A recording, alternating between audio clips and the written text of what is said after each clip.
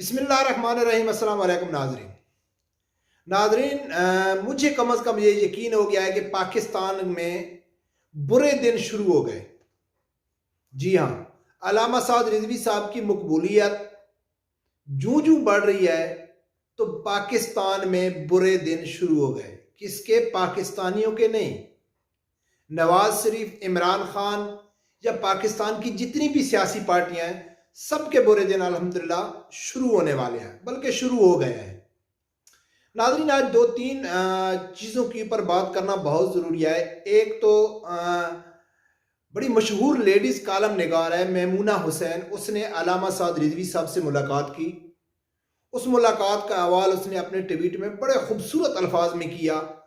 वो आप लोगों को बताना है, वो इसलिए बताना है कि एक लेडीज़ खातून सहाफ़ी एंकर इमरान खान से भी मिली थी। वो भी आप लोगों को बताना है कि उसने इमरान खान साहब के बारे में क्या कहा, साद रिजवी के बारे में लेडीज खातून ने क्या कहा, लेडीज सहाफी ने, और इमरान खान साहब के बारे में क्या कहा, ये आप लोगों के साथ शेयर करना है। दूसरे नंबर पे NA 133 पे सब लोगों को मालूम है कि तहरीक लब्बैक का कोई भी कैंडिडेट नहीं है। वहां ईसाइयों ने तहरीक लब्बैक की हमायत का ऐलान किया है, वो भी आप लोगों को मालूम होगा। लेकिन तो मैंने आपको यह बताना है कि उन्होंने तहरीक लब्बैक के साथ हमायत का क्यों ऐलान किया है। ये क्या वजह है कि ईसाई कम्युनिटी ने कहा है कि हम तहरीक लब्बैक को सपोर्ट करते हैं।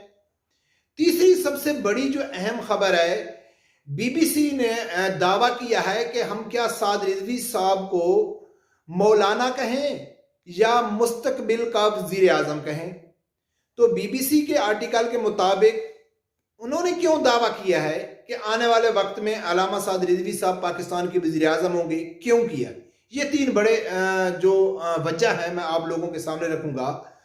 सबसे पहले नाजरीन बात करते हैं कि जो लेडीज खातून है अपना मेमूना हुसैन, उसने बहुत ज़बरदस्त अल्फाज इस्तेमाल किए, अपने ट्वीट के ज़रिए अपने ख्यालात का इजहार किया कि माशाल्लाह आज साद हुसैन रिजवी से मिलकर बहुत खुशी हुई। साद रिजवी ने आज साबित किया है कि बड़ी बहन की इज्जत कैसे की जाती है। यानी कि वो अल्लामा साद रिजवी साहब की तारीफ कर रही है कि उसको सब कुछ मालूम है कि औरतों का, बड़ी बहनों का, माओं का इज्जत और एहतराम कैसे किया जाता है। साद हुसैन रिजवी के इखलाक से माँ बाप की तरबियत नजर आ रही है। मुलाकात में बहुत से सियासी पहलू जेरे बहस रहे। अम्मा जी, आपके मोहब्बत और मेहमान नवाजी का बहुत बहुत शुक्रिया। तो नाजरीन, उसने अल्लामा साद रिजवी साहब के साथ जो मुलाकात की, उसको बहुत अच्छे अल्फाज में बयान किया कि वो बहुत इज्जत करने वाला, रिस्पेक्ट करने वाला, ऐसे मालूम होता है कि उसकी बहुत अच्छी तरीके से तरबियत हुई है। क्यों ना हो भाई, अल्लामा खादिम हुसैन रिजवी साहब का साहबजादा है और इस्लाम से वो ताल्लुक़ रखता है। बहुत बड़ी जिम्मेदारी है उसके ऊपर, पाकिस्तान के लाखों करोड़ों लोग उसके पीछे खड़े हैं, तो वो क्यों ना उसकी तरबियत के ऊपर कैसे शक किया जा सकता है। और दूसरा, एक रेहाम खान थी, वो भी फर्स्ट इंटरव्यू करने गई थी इमरान खान साहब का, और इमरान खान साहब उसको दिल दे बैठे थे। और उसने जो इमरान खान साहब के साथ अपनी किताब में किया है वो आप लोगों को बताने की ज़रूरत नहीं है। लेकिन इमरान खान साहब हमेशा खामोश रहे, उसके खिलाफ कोई कार्रवाई नहीं की, उनके खिलाफ कोई हित्तक अमेज का दावा नहीं किया, बिल्कुल खामोश रहे। किसी मीडिया की जुर्रत नहीं है, किसी सहाफ़ी की जुर्रत नहीं है कि उसके ऊपर बात करे। उसने अपनी किताबों में बहुत कुछ लिख दिया। अगर उसने अपनी किताब में जो कुछ लिखा है इमरान खान साहब के बारे में, वो सिर्फ 1% भी सच हो, जी हाँ, मैंने बहुत सब तो नहीं पढ़ी, काफ़ी हद तक मैंने उसका मुताला किया है। अगर उसके हम ये कहें कि उस किताब का 1% भी अगर सच साबित हो तो इमरान खान साहब दुनिया को मुंह दिखाने के काबिल नहीं रहेगा। वो भी एक सहाफ़ी थी।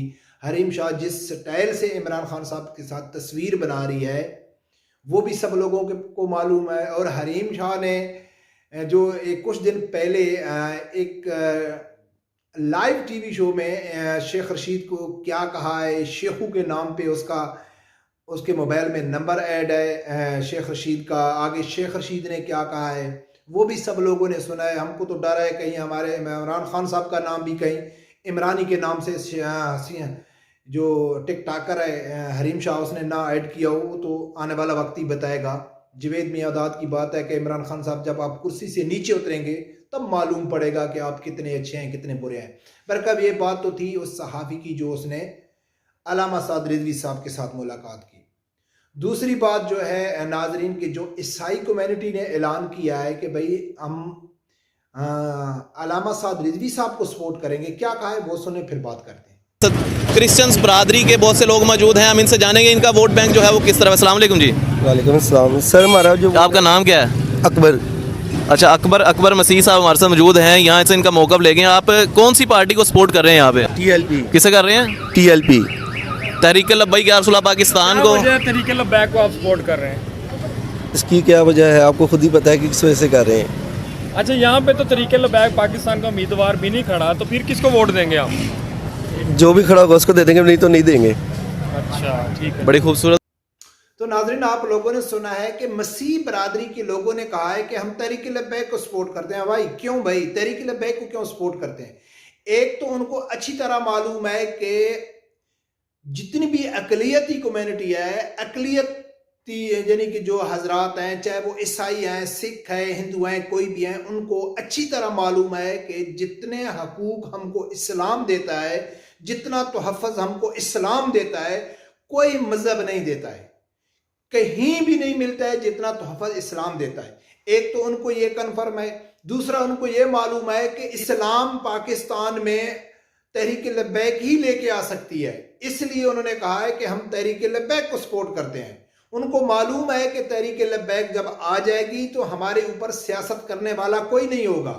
अकलियतों के नाम को इस्तेमाल करके, अकलियतों के ऊपर जुल्म करके, मजहबी जमातों को बदनाम करने के लिए, उलमा अकराम को बदनाम करने के लिए उनके खिलाफ कोई खेल नहीं खेला जाएगा। इसलिए उन लोगों ने कहा है कि हम अल्लामा साद रिजवी को सपोर्ट करते हैं, तहरीक लब्बैक को सपोर्ट करते हैं। तो इन लुटेरों से, इन सियासतदानों से, इन ड्रामेबाजों से, इन मफाद प्रस्त टोलों से उनकी जान छूट जाएगी। इसलिए उन्होंने कहा है कि हम तहरीक लब्बैक को सपोर्ट करते हैं। नाज़रीन, तीसरा जो BBC ने दावा किया है कि भाई आने वाले वक्त में साद रिजवी साहब वज़ीर आज़म हो सकते हैं, उसको अलामा के नाम से या मौलवी किसी उलमा के नाम से पुकारा जाए या वज़ीर आज़म के नाम से पुकारा जाए। तो नाज़रीन, BBC में एक आर्टिकल छुपा है, उसमें ये दावा किया गया है। तो सोचने वाली बात है कि उन्होंने ये भी कहा है कि इस टाइम मरीम नवाज और बिलावल से ज़्यादा पॉपुलैरिटी जो है वो तहरीक लब्बैक की है। और 2-3 दिन पहले भी मैंने वीडियो में बता दिया था कि जो हालिया सर्वा हुआ है उसमें तहरीक लब्बैक दूसरे नंबर पे है। हालांकि मैं ये बात अभी भी तस्लीम करने के लिए तैयार नहीं हूं। मैं कहता हूं कि इस टाइम पाकिस्तान की सबसे बड़ी जमात तहरीक लब्बैक है। अभी सोचने वाली बात यह है कि BBC ने ये दावा क्यों किया है। नाजरीन, BBC ने इसलिए किया है कि BBC एक आज़ाद अदारा है, वो किसी के महतात काम नहीं करता है, वो पाकिस्तानी मीडिया की तरह नहीं है, वो पाकिस्तानी प्रिंट मीडिया की तरह नहीं है कि जो किसी के इशारों पे चलता है, किसी के यानी कि उनको कोई हदायत मिलती है कि आपने कैसा सर्वा करना है, आपने किसको सपोर्ट करना है, आपने किसको बदनाम करना है, आपने किससे पैसा लेना है, किससे भत्ता लेना है। अब सब ऑडियो और वीडियो लीक जो हो रही है उसमें सब मालूम हो रहा है कि मीडिया को कैसे कंट्रोल किया जाता है। तो नाजरीन, उनके आज़ाद सर्वे हैं, उनको मालूम है कि पाकिस्तान किस तरफ जा रहा है, पाकिस्तान की अवाम क्या चाहती है। तो उसको सामने रख के उन लोगों ने कहा है कि आने वाले वक्त में वज़ीर आज़म साद रिजवी साहब होगा और इंशाल्लाह होगा, इसमें कोई शक नहीं है। तो नाजरीन, ये बात आप लोगों को कंफर्म हो गई है, सब लोग अच्छी तरह समझते हैं कि मेरे ख्याल में कि इस टाइम हुकूमत और एस्टेब्लिशमेंट बहुत पछता रही होगी और उसके पास पछताने के अलावा कोई रास्ता भी नहीं है कि उन्होंने जो तहरीक लब्बैक के साथ मुआहदा किया, उसको कालअदम का जो लेवल था वो उतारा, जितने फोर्स टोल में नाम थे सब निकाल दिए और अल्हम्दुलिल्लाह इस टाइम तहरीक लब्बैक बिल्कुल आज़ाद है और उसकी मकबूलियत डेली की बुनियाद पे बड़े बड़े सहाफ़ी लाइनों में लगे हुए हैं, बड़े बड़े सियासी जमातों के। अभी वो एक ताहिर महमूद एडवोकेट है साबिका, उसने जाके इमरान खान उससे साद रिजवी साहब से मुलाकात की है और वो कहता है कि मैं एज ए कारकुन की हैसियत से तहरीक लब्बैक के साथ काम करना चाहता हूँ। बड़े बड़े नाम तहरीक लब्बैक की तरफ जा रहे हैं, तो ज़ाहिर है उनको नींदें तो नहीं आती होंगी पाकिस्तानी हुक्मरानों को। पछतात वो रहे होंगे, लेकिन पछताने के अलावा उनके पास कोई ऑप्शन भी नहीं है ना, कोई उन्होंने खुशी से तो किया नहीं है कि हम उन अराजी खुशी कर ले, उनके पास तो कोई दूसरा ऑप्शन भी नहीं था। या तो वो सैकड़ों और हजारों कारकुनों को शहीद करवाते और आराम से घर जाते, या दूसरा था कि तहरीक लबैक को आज़ाद छोड़ते।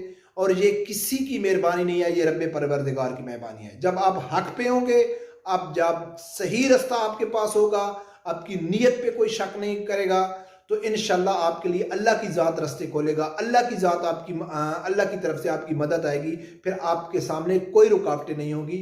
इस्तकालदम से, इस मुआहदे से पहले कभी कोई सोच सकता था कि तहरीक लब्बैक का फ्यूचर क्या होगा?